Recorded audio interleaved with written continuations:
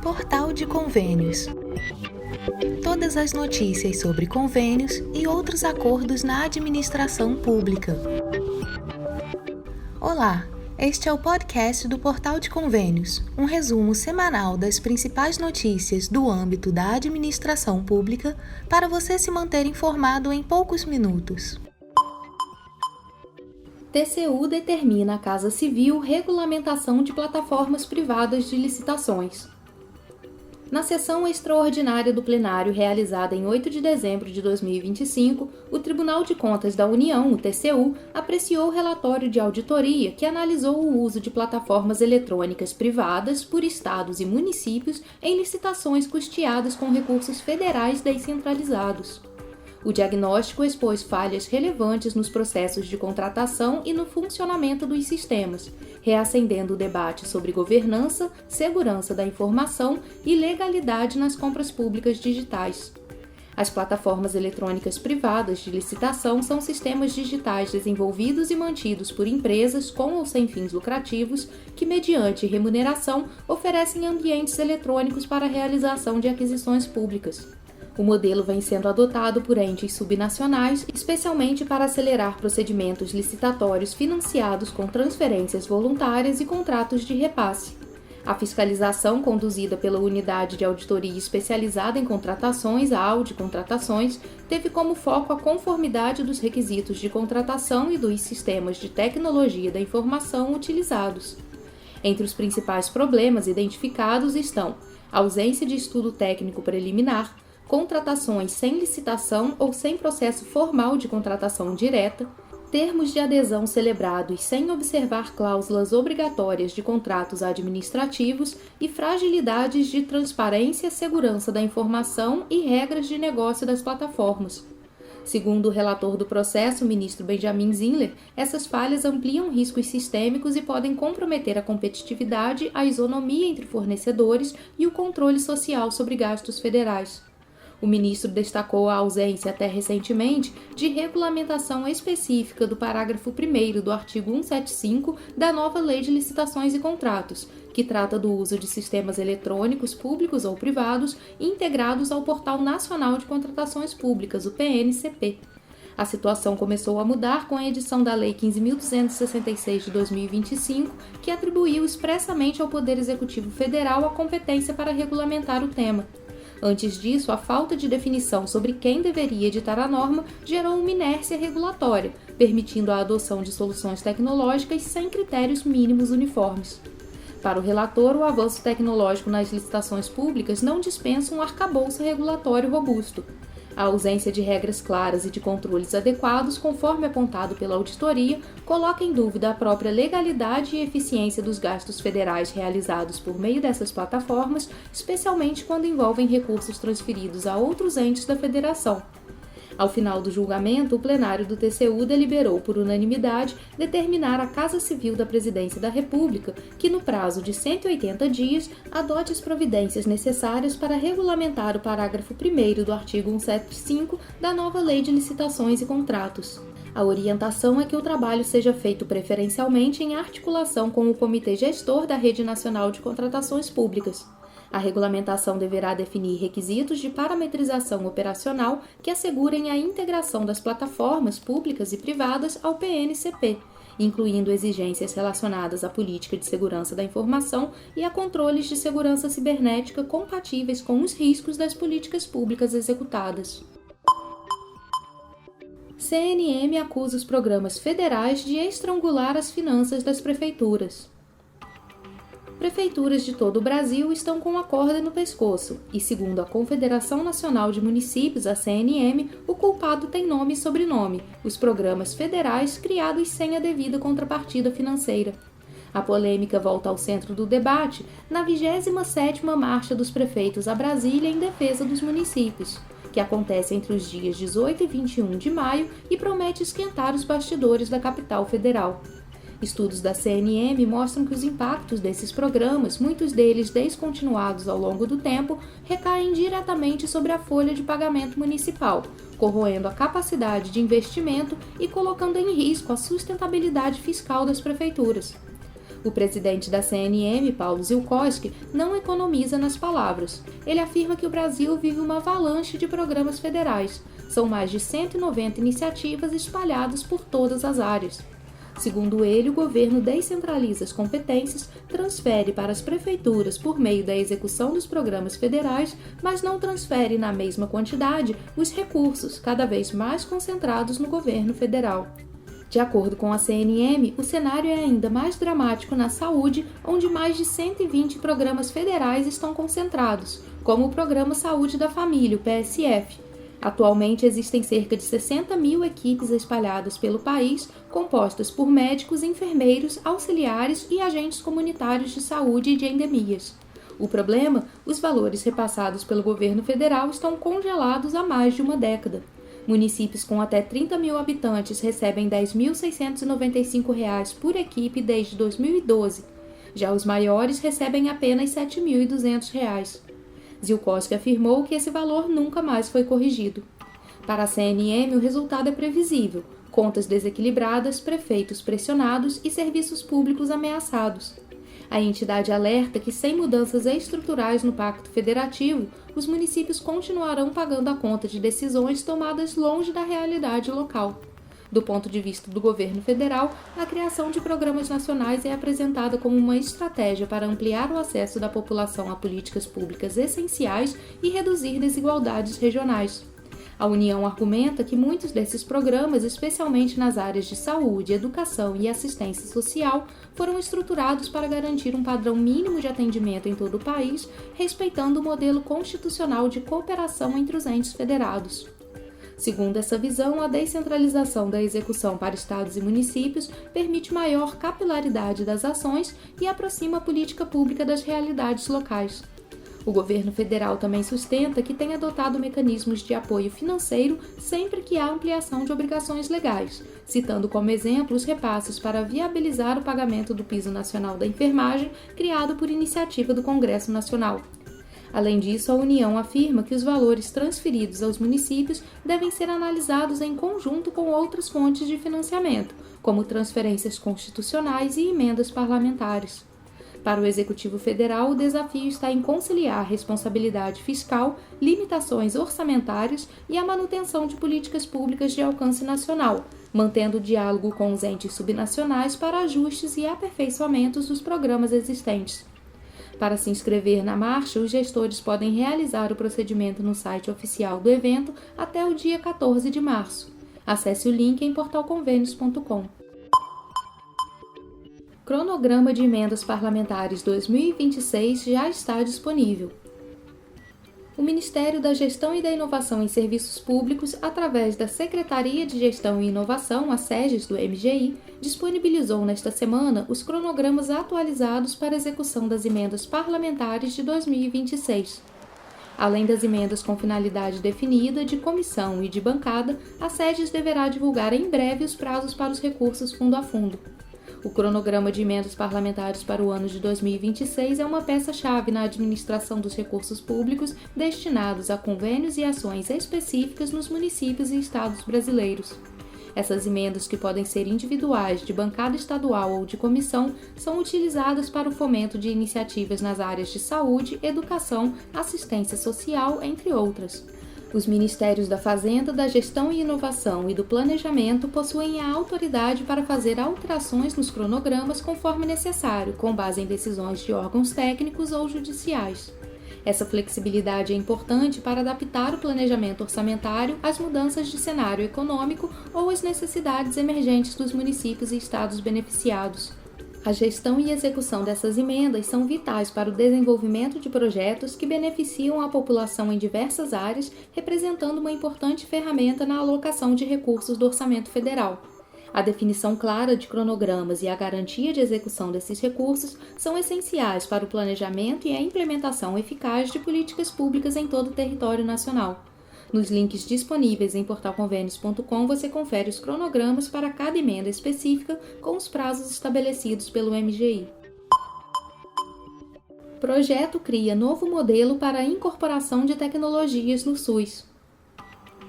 a Comissão de Saúde da Câmara dos Deputados aprovou um projeto que promete revolucionar a forma como novas tecnologias, como medicamentos e equipamentos, são incorporadas ao Sistema Único de Saúde. A proposta institui os chamados Acordos de Compartilhamento de Risco, mecanismo que condiciona o pagamento por parte do poder público aos resultados efetivos dos tratamentos na prática clínica. De autoria do deputado Eduardo da Fonte, do PP de Pernambuco, o projeto altera a Lei Orgânica da Saúde e recebeu um texto alternativo do relator Rafael Simões, do União de Minas Gerais, que ampliou o alcance dos acordos. Segundo Simões, o modelo busca equilibrar dois objetivos cruciais: acelerar o acesso da população a inovações em saúde e proteger o orçamento público diante de tratamentos de eficácia ainda não totalmente comprovada. Para que as pessoas hoje possam acessar uma nova tecnologia, há necessidade que isso passe pela aprovação do Ministério da Saúde. E esse é um processo longo. Então, no compartilhamento de risco, nós vamos ter condições de adquirir esses materiais, principalmente os remédios, e avaliar se de fato esse remédio fez o efeito que era prometido. Se ele não fez o efeito, não tem o pagamento. Então, isso possibilita que o Ministério tem aí uma capacidade, inclusive financeira, maior do que acontece hoje, onde nós temos a judicialização muito grande na saúde. Na prática, o acordo funcionaria da seguinte forma: o governo adquire medicamentos ou equipamentos inovadores e acompanha ao longo do tempo se os resultados prometidos, como eficácia no tratamento ou melhoria na qualidade de vida dos pacientes, são alcançados. Caso contrário, o pagamento pode ser reduzido ou até mesmo suspenso. A implementação dos acordos de compartilhamento de risco promete impactar profundamente o SUS ao acelerar o acesso a tratamentos inovadores, especialmente para doenças complexas e raras, reduzindo a dependência de processos judiciais para a obtenção de medicamentos. Além disso, o modelo tende a otimizar os gastos públicos, vinculando pagamentos a resultados comprovados, o que pode ampliar a sustentabilidade financeira do sistema. Paralelamente, a medida deve fortalecer a avaliação tecnológica em saúde, incentivando transparência e base científica nas incorporações. Se bem executada, a proposta pode representar um avanço na equidade, garantindo que tecnologias eficazes cheguem mais rápido aos usuários do SUS em todo o território nacional, enquanto protege o sistema de investimentos em tratamentos de eficácia não comprovada. O modelo surge como uma resposta a um desafio histórico do SUS, o alto custo de tecnologias novas, muitas vezes incorporadas via decisões judiciais sem evidências robustas de efetividade. A judicialização da saúde tem pressionado o orçamento público e, em muitos casos, gerado desigualdades no acesso.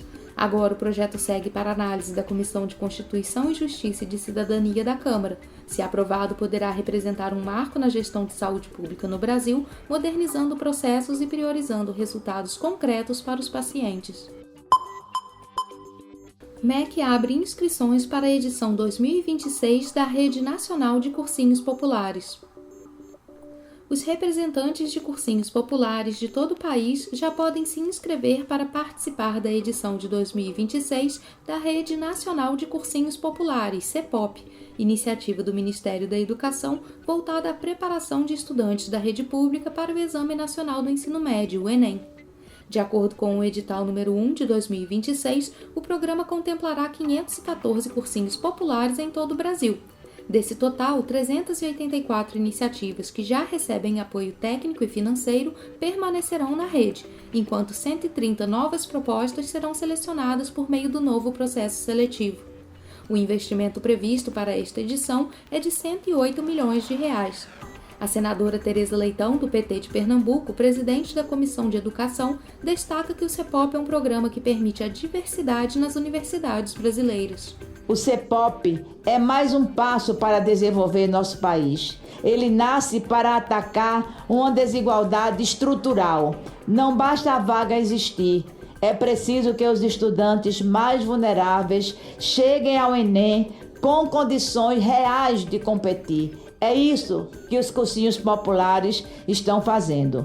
Podem se inscrever na seleção cursinhos populares legalmente instituídos, cursinhos populares informais por meio de uma instituição operadora, iniciativas vinculadas a projetos ou programas de extensão de instituições de educação superior e redes de cursinhos populares. Os cursinhos que já integram o CEPOP poderão solicitar a prorrogação do apoio desde que apresentem relatório final de atividades e tenham a prestação de contas aprovada.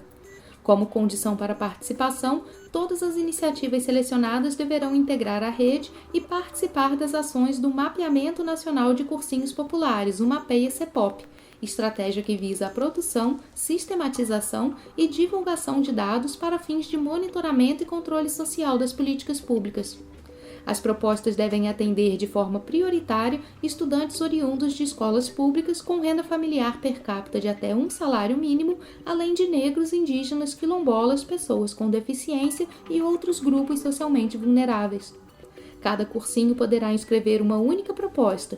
Instituições operadoras poderão submeter até 10 propostas de cursinhos informais, assim como as redes de cursinhos populares.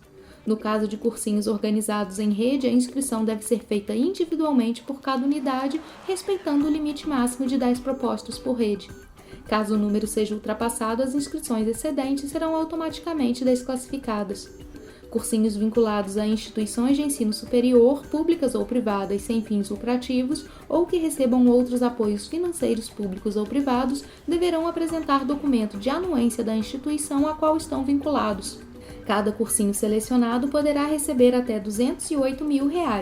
O valor inclui, entre outros itens, auxílio permanência de R$ 200 mensais para estudantes, pago por até 8 meses, apoio financeiro para educadores, coordenadores e profissionais de apoio técnico, pedagógico e psicossocial e aquisição de materiais e recursos administrativos. O auxílio permanência poderá beneficiar entre 20 e 40 estudantes por cursinho contemplado. Criada com o objetivo de ampliar o acesso de estudantes da rede pública à educação superior, a Rede Nacional de Cursinhos Populares atua no fortalecimento de cursinhos pré-vestibulares comunitários em todo o país. O programa oferece orientações específicas para o Enem e apoio à estruturação de ações formativas, buscando aumentar as chances de ingresso no ensino superior e estimular a participação de jovens no exame. Com a nova edição, o MEC pretende consolidar a CEPOP como uma das principais políticas públicas de apoio à democratização do acesso ao ensino superior no Brasil.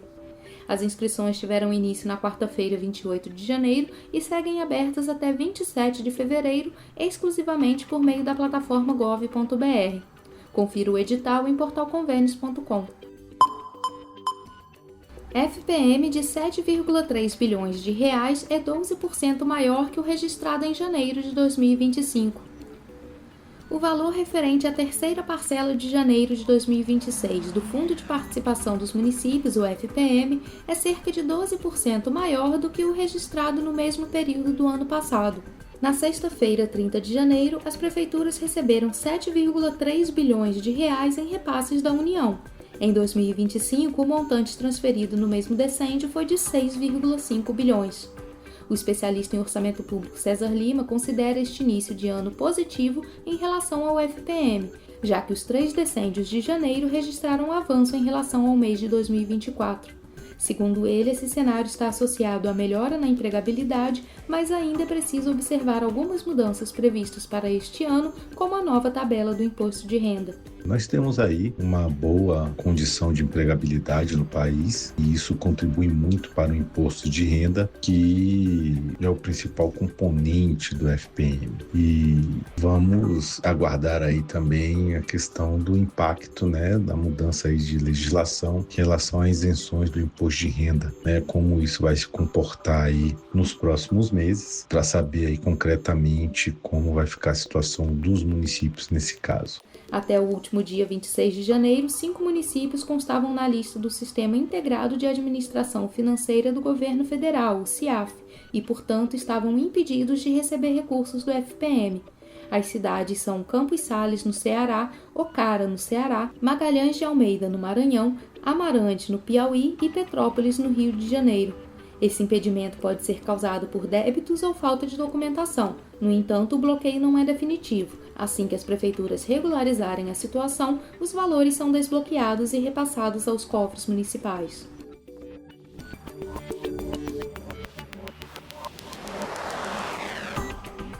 Você ouviu mais um podcast do Portal de Convênios, te atualizando sobre projetos, prazos e ações em administração pública. Continue se informando em nosso site portalconvênios.com. Até a próxima!